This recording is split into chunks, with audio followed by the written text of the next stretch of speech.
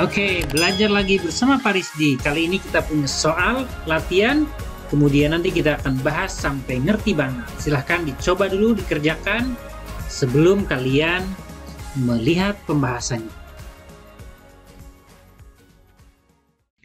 Ya, soal pertama ini tentang flux magnet. Kita baca dulu soalnya ya. Bidang seluas 50 cm persegi, langsung saja mungkin kita tuliskan besarannya ya. Luas kita bisa lambangkan dengan huruf A. 50 cm persegi. Jangan lupa nih cm kan 10 pangkat min 2. Karena persegi berarti kuadrat, berarti jadinya 10 pangkat min 4 ya kalau dikuadratkan. Ini meter persegi ya. Jadi sama dengan 5 kali 10 pangkat minus 3 meter persegi. Nah, kemudian diletakkan membentuk sudut 60 derajat terhadap permukaan bumi ya. Nah, kalau kita gambarkan, nah misalnya permukaan bumi itu kan ya permukaan buminya mendatar gitu ya. Nah, kemudian bidangnya, misalnya ini bidang seperti ini. Ya, ini bidang kumparannya ya berarti ya. Nah, bidangnya ini si bidang. Nah, sudutnya 60 derajat terhadap permukaan bumi. Berarti 60 derajat itu yang ini. Ya. Oke. Lanjutkan. Jika medan magnet bumi di tempat itu adalah 5,4 kali 10 pangkat minus 5 Tesla. Nah, medan magnet buminya saya tulis nih B, kita tulis B, ini 5,4 kali 10 pangkat minus 5. Jadi saya tulis saja 54 kali 10 pangkat minus 6 ya. Nah, Tesla. Berarah mendatar. Mendatar boleh kita tulis saja ke kanan atau ke kiri lah ya. Kita gambarkan misalnya ke kiri ya, ke kiri. Medan magnetnya ke kiri. Nah, gitu ini B-nya. Maka flux magnet yang menembus permukaan bidang tersebut adalah berapa Weber. Nah, jadi pertama kita harus gambar dulu garis normal terhadap bidang. Bidangnya yang warna hitam ini kita buat garis tegak lurus dengan bidang itu, jadi seperti ini. Nah, ini normal ya. Nah, ini N, garis normal ya, bidang normalnya. Nah, kalau ini 60 derajat di sini ya, antara bidang dengan garis mendatar, berarti antara bidang dengan B ini 60 derajat di sini kan ya. Nah, ingat dalam rumus flux itu yang kita hitung sudutnya antara B dengan normal, berarti tetanya itu yang di sini. Nah, gitu ya. Nah, berarti tetanya adalah 30 derajat ya, bukan 60 karena tetanya itu dihitungnya antara medan magnet dengan normal bidang kumparan, gitu ya. Nah, jadi sudah kita dapatkan B, A, dan theta yang ditanyakan flux ya. Flux magnet ya, V sama dengan B dikali dengan A dikali dengan kosinus sudut apit antara B dengan normal bidang. Jadi yang 30 derajat ya. Nah, jadi kita akan dapatkan angkanya B. B-nya itu 54 kali 10 pangkat minus 6 dikali luasnya adalah 5 dikali 10 pangkat minus 3 dikali dengan kosinus 30 derajat. Kosinus 30 derajat itu setengah akar 3. Ya. Jadi dapat angkanya setengah kali 54 itu 27, betul ya 27 ya, 27 kali 5. 27 kali 5 itu 135 ya. 135 akar 3 kali 10 pangkat minus 9. Nah, atau karena ini ada ratusan, ini ada 10 pangkat minus 9, berarti kita bisa ganti 1,35 akar 3 dikali ya 10 pangkat minus 7 Weber ya, Weber.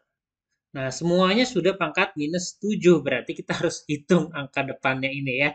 Ya, silakan. Nah, kalau saya sih bisa, ya kita bisa nebak-nebak sebetulnya kalau pilihan ganda ya. Nebaknya tentu yang masuk akal ya, misalnya akar 3. Akar 3 itu kan 1,7 ya, 1,7. Berarti udah hampir 2 ya. Kalau hampir 2, kalau 2 ya, kalau 2 itu berarti nanti dapatnya 2,7. Berarti pasti nggak mungkin kan lebih dari 2,7 gitu ya. Harus kurang dari 2,7. Tentu nggak mungkin juga 1,75 karena ini yang 1,7 yang ini ya.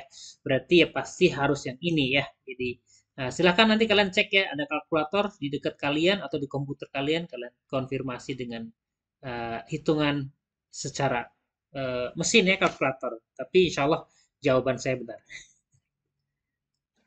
Soal kedua ini tentang GGL induksi ya, konsep dasarnya. Kita baca dulu soalnya. Gaya gerak listrik induksi dapat ditimbulkan dengan beberapa cara. Satu di antaranya adalah intinya GGL induksi itu menurut Faraday, ya ingat rumusannya Faraday. Nah, GGL itu akan timbul karena perubahan flux ya. Nah, kalau ada perubahan flux berarti akan timbul GGL. Sementara flux magnet nilainya tergantung medan magnet, luas kumparan, dan sudut apit antara medan magnet dan normal bidang kumparan. Jadi bisa timbul perubahan flux kalau ada perubahan medan magnet, ada perubahan luas atau perubahan arahnya ya di antara keduanya. Nah, kemudian berikutnya lagi kita juga mengenal ada yang namanya motional EMF ya, motional EMF. GGL yang timbul gara-gara konduktor bergerak memotong medan magnet ya. Nah, jadi kita lihat jawabannya satu-satu ya. A. Meletakkan kumparan kawat dalam medan magnet. Ini meletakkan saja ya. Kalau meletakkan kumparan itu kan tidak terjadi apa-apa, diletakkan begitu saja. Jadi tidak akan ada perubahan flux, tidak juga ada gerakan dalamnya. Jadi tidak mungkin ya akan timbul GGL. Yang B, menggerakkan kawat dalam medan magnet searah garis gaya. Nah, kalau searah tidak memotong, dia juga tidak akan timbul GGL ya. Kemudian C, memasang galvanometer. Galvanometer itu alat ukur ya pada ujung-ujung kumparan. Nah, jadi yang mau diukur apa? Nah, ini pengukuran, bukan menimbulkan GGL. Jadi tidak mungkin yang C. Kemudian yang D, meletakkan batang magnet pada ujung kumparan. Diletakkan di ujung, kalau diam tidak digerakkan tidak akan terjadi apa-apa ya. Maka ya satu-satunya pilihan yang E ya, yang itu apa? Menggerakkan kawat dalam medan magnet sehingga memotong garis gaya magnet. Nah, ini yang akan menimbulkan adanya motional EMF. Jadi jelas sekali jawabannya yang E.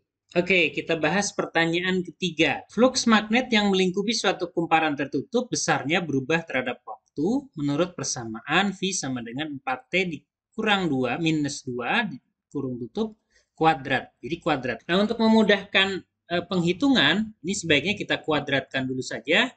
Ini kalau dikuadratin kan jadi 4T dikuadratkan 16T kuadrat. Kemudian ini ada 2AB gitu ya. Nah, itu min 2 kali 4 kali 2 kan jadi 16 juga ya. Jadi 16T. Nah, kemudian minus 2-nya dikuadratkan jadi plus 4 ya.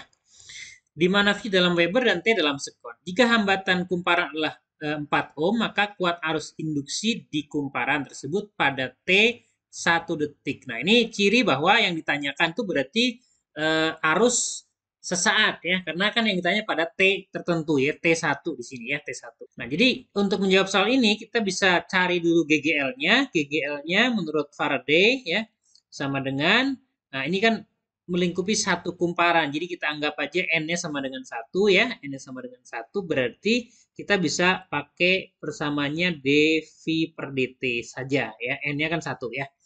Nah, jadi kalian turunkan persamaan yang tadi 16T kuadrat turunannya 16T kuadrat 2-nya ke depan jadi 16 kali 2 32 ya. 32T minus 16 ya.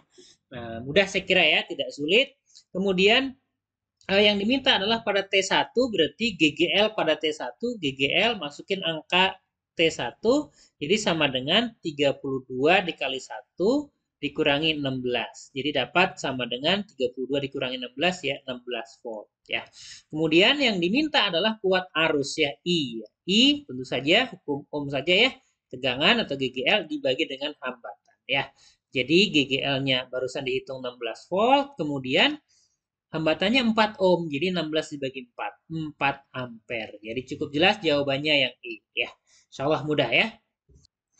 Soal keempat, flux magnet dalam sebuah kumparan yang terdiri dari 10 lilitan ya, N-nya 10 ya. Kita punya N sama dengan 10. Kemudian berubah dari 0,5 miliweber, hati-hati sini miliweber ya, menjadi 0,8 miliweber juga. Jadi mula-mula fluxnya ya, V1 kondisi 1 ya 0,5 ya, miliweber kemudian berubah menjadi 0,8 ya miliweber dalam waktu 0,2 sekon. Jadi dalam selang waktu delta T sama dengan 0,2 sekon. GGL yang timbul pada ujung kumparan adalah berapa? Jadi GGL menurut Faraday, karena ini yang diketahui adalah kondisi awal dan kondisi akhir, ini ciri bahwa ini yang ditanyakanlah GGL rata-rata ya. Kita ambil nilainya saja, saya buang tanda minus ya. GGL sama dengan N delta flux per delta T ya. Nah, dah tinggal masukin angka-angkanya, jumlah litanya adalah 10 ya. Dikali delta flux berarti perubahan fluxnya kondisi akhir 0,8, kondisi awalnya 0,5 ya. Nah, jangan lupa ini ada mili ya, jadi mili ya. Ada M kecil ya, 10 pangkat minus 3 dibagi dengan delta T-nya 0,2 ya. Jadi kalian akan dapatkan ini angka 10, kemudian 0,8 dikurangi 0,3 adalah dikurangi 0,5 dan 0,3 itu jawabannya ya. 0,3 dibagi 0,2. Ini 0,3 dibagi 0,2, 3 per 2 ya. Jadi ini sama dengan 30 per 2 ya. Nah, jangan lupa ini ada mili ini di sini ya, ada mili ya. Jadi dapatnya 30 bagi 2 itu 15 ya. 15 berarti milivolt ya. Nah, karena ada sini ada miliweber ya. Jadi jawabannya cukup jelas 15 milivolt. 30 bagi 2 15 itu berarti yang A.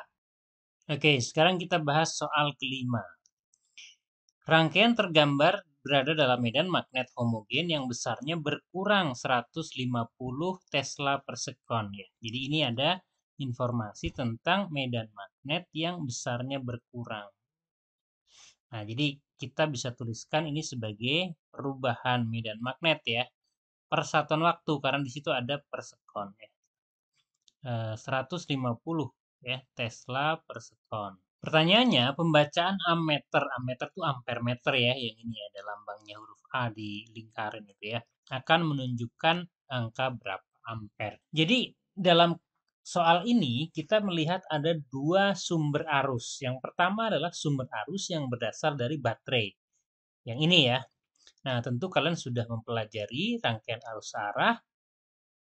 Kalau ada baterai seperti ini, tentu arusnya akan keluar dari kutub positifnya. Jadi dalam hal ini putaran arusnya akan ini ke kanan di sebelah sini, berarti nanti akan berlawanan jarum jam. Ya. Nah, jadi ini adalah kita sebut aja misalnya ini adalah I dari baterai ya, I dari baterai.